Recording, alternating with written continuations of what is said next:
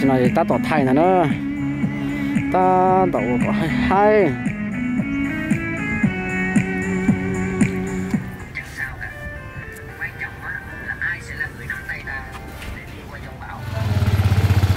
ok.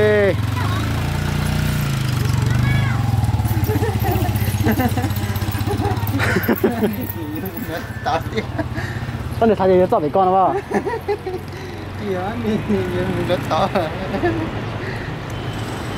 Chẳng tôi cũ quá này cho đến mùa này. Thế này thì thằng edit này đỏ mặt rồi.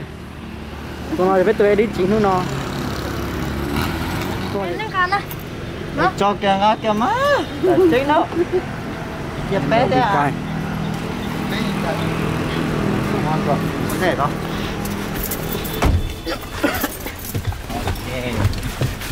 Và sau đây là mình một người ạ.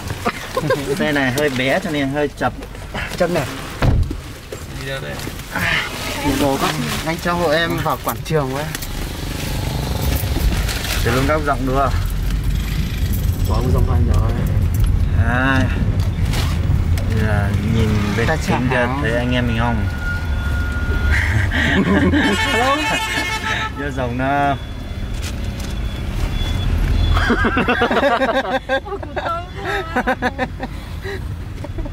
Nó cái mùa Cái mùa thấy dòng câu cho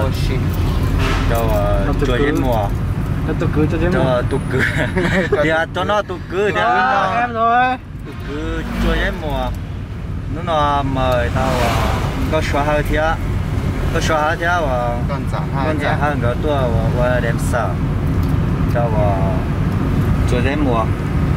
Ok, này thì bỏ có video ba chia sẻ ba. Ok, ta chỉ nói về cái tốt chọn rồi. Sơn La là nè. Tốt chọn là Sơn La chỉ không là gì. Từ từ thay của được chơi trên mùa thì tôi chơi trên mùa ra. Thì giờ con giải thiên con giải hơi trên con chơi cái tình bì. Họ chân thì họ chơi chúng có thổi với tôi thay. Tôi thành công hoàn tấu rồi nè, là ủy ban nhân dân tỉnh à. Mình là chụp sợ này. Mà chỉ giờ nó chế nó hao lử cho cũng chưa biết nó hao lử thì nó mà chỉ giờ theo si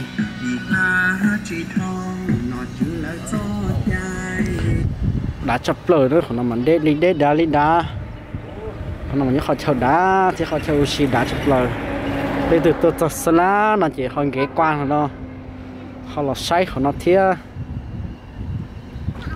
cái place nó chỉ có thay xe là do thay câu lịch trả rồi bây giờ tôi sai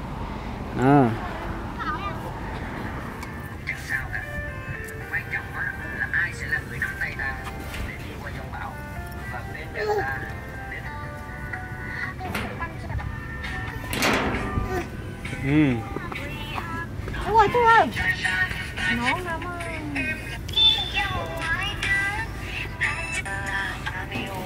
Ủa là chiến tranh nó lũ trẻ bao sống mà lũ tham gia yo chẳng nó chết rồi ơi呦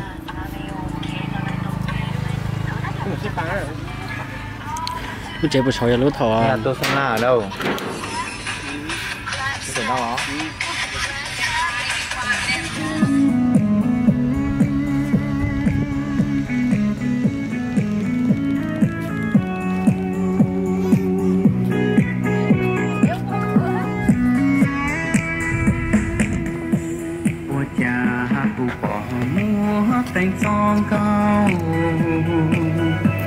để sau hai bia bề cho chị nhân nhỏ thâu tan tu bê mong chúa sang ôi cho chị năng đủ sẽ chính ra ok bây giờ nó sụt xin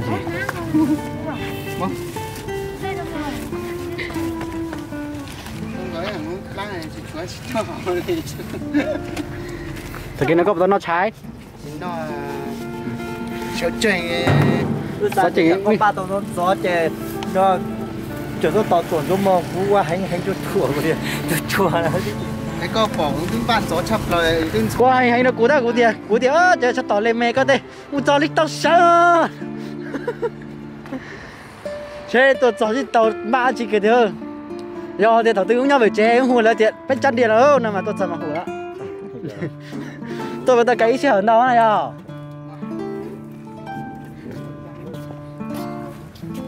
tôi thầu ít xe ở đó thế rồi 6 giờ hơn 6 giờ rồi 6 giờ 35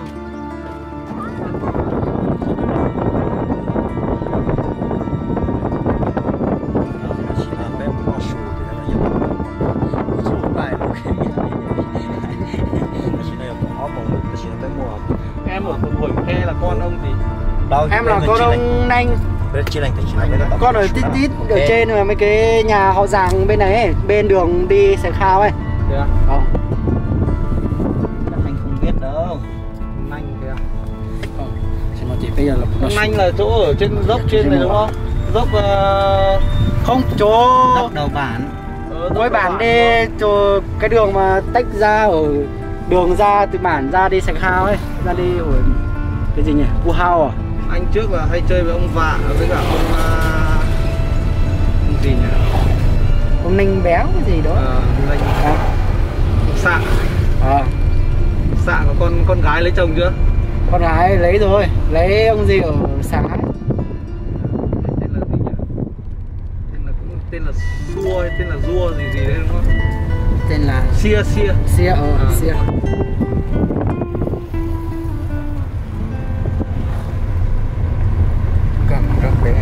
con mình dân đây này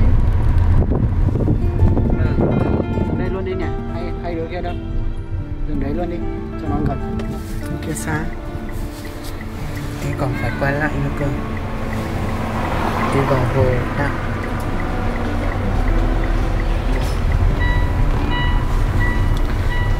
đóng đây tình vất vả không đây cơ bình dân đây đúng không đúng rồi nói lắm rồi nói lắm rồi đẹp sắt trên nói rồi chết là sao chết vào đấy thì mới là sẽ khó muốn đi được phải không ok bây giờ cho chơi rồi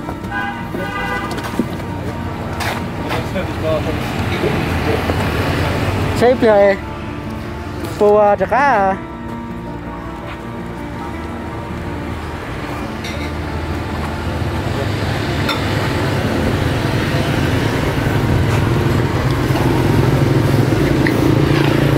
có đâu thì nó chỉ biết chọn kênh tàu chơi nó mó rồi bây giờ muốn nó mó thì nó chỉ phải dùng thay chế bây giờ nó chỉ nó thì nó ui cứ chỉ bao sủa thế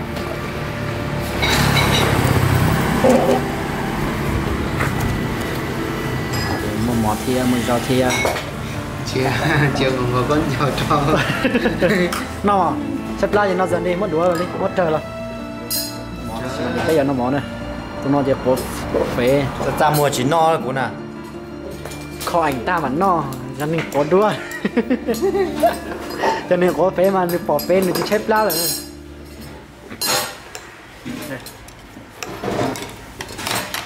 đây mất phải chọn giấy tao no là nó tao non tao học không có tứa chứ từ lại thì tứa chính thì trình cho ấy không lóng được trời hồi chả bao giờ thì chả nó rồi không rồi tại tròn mà rong rồi cha tay nó hả của nó hả nó từ đi tế cho họ một tàn cho nó to vâng ạ cho 2 đĩa xa 2 đĩa 2 mâm 1 mâm 3 người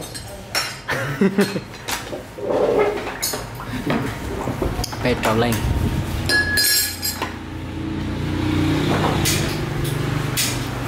cái này có giờ anh chưa nào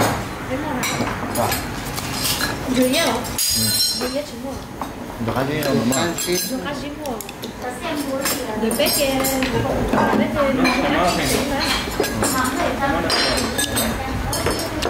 cái là mỏ bếp nào ở đâu món thôi chơi lên đâu sao thì để hai món này thịt luôn.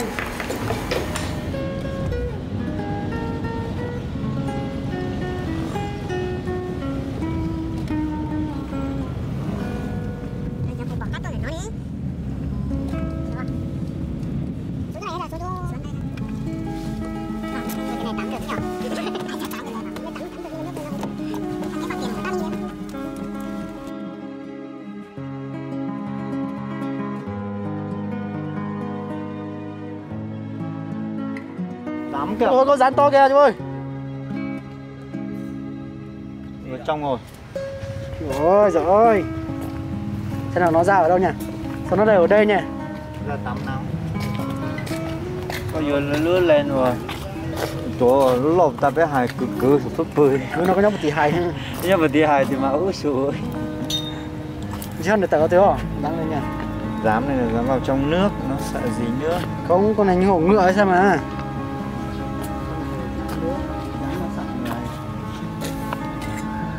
Đây, con cá này, con cá chép này, quy nhờ. Chép cá rô. Sướng vết nhỉ, nhưng được đấy. Ê, một con rồi đấy. Con này quá to. Con tay móc từ ngoài vào. Con to đây nè.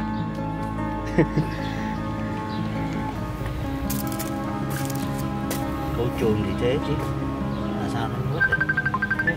Hồi đó tôi lo qua. Qua, chúng ta qua tôi chẳng. Nhớ từ ra.